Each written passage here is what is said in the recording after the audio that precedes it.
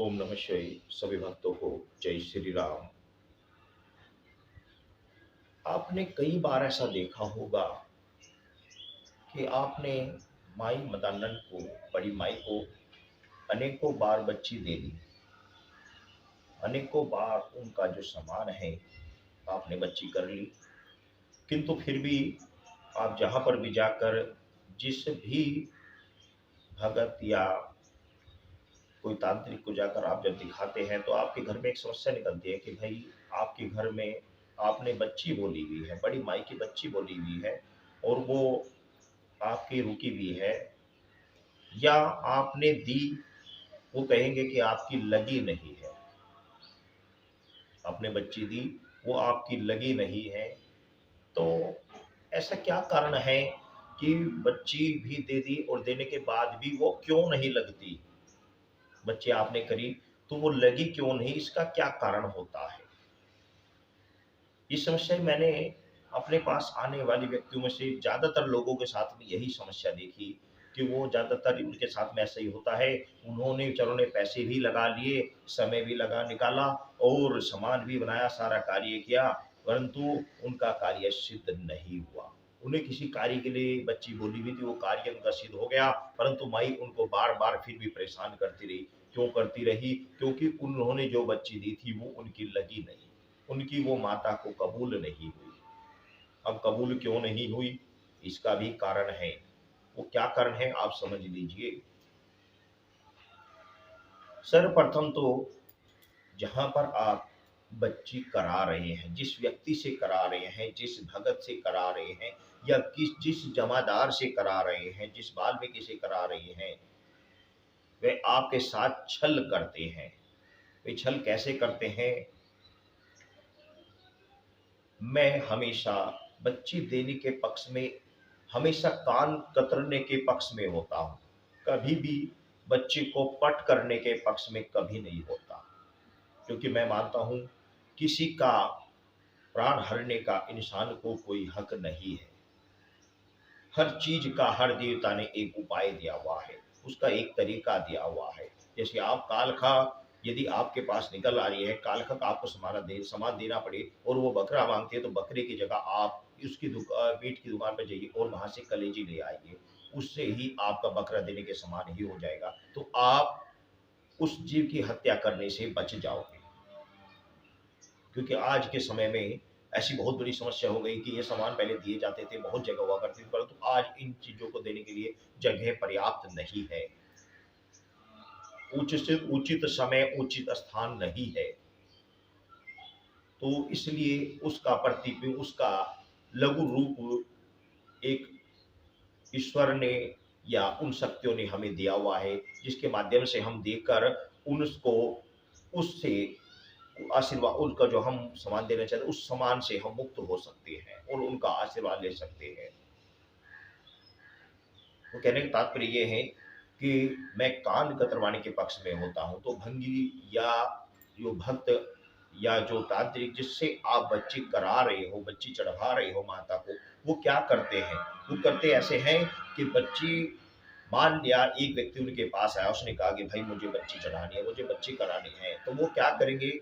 बच्ची का एक कान कतरवा कर उसको चढ़वा देंगे। फिर आप उसके पास गए और आपने जाके कहा कि भाई मुझे बच्ची करानी है, तो वो आपको भी ना नहीं करेगा। वो क्या करेंगे? उनके पास जब अन्य बच्ची नहीं होंगी तो वो क्या करेंगे?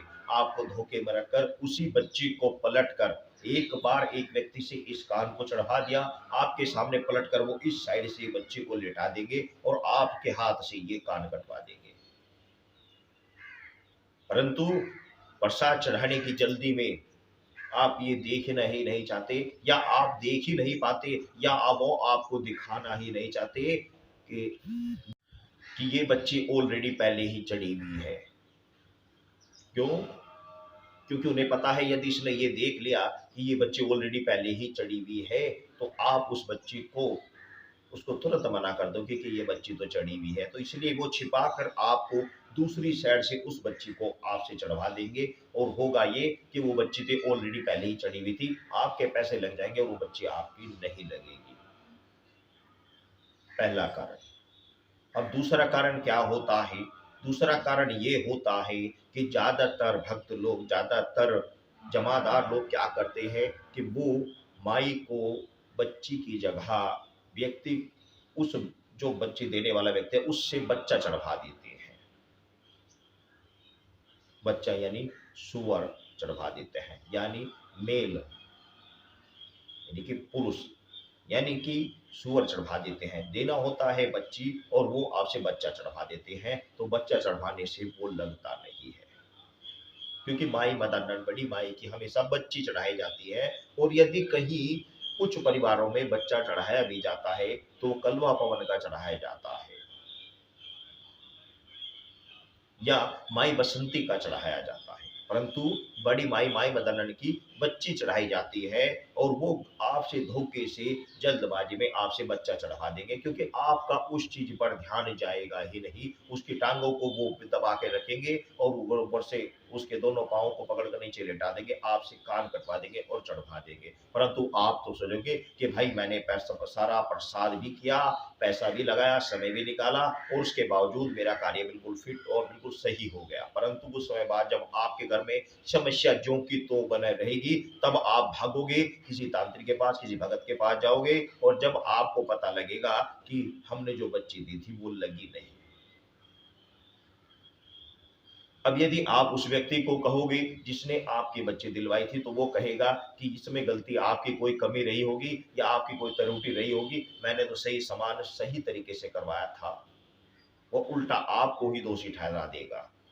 नतीजा ये होगा कि आपका पैसा भी लग जाएगा और समाधान नहीं होगा। तो इस चीन दो चीजों का विशेष रूप से ध्यान रखें। बच्ची देते हुए विशेष रूप से ध्यान रखें कि वो कहीं बच्ची पहले दी हुई तो नहीं है और वो बच्ची कहीं बच्चा तो नहीं है। जल्दबाजी बिल्कुल ना करें। यदि आप जल्दबाजी करोगे, इस चीज पर ध्यान नहीं दोगे, तो आपका पैसा भी लग जाएगा, परंतु वह सामान आपका लगेगा भी नहीं। तो ये कारण होता है कि बच्ची देने के बाद भी बच्ची क्यों नहीं लगती।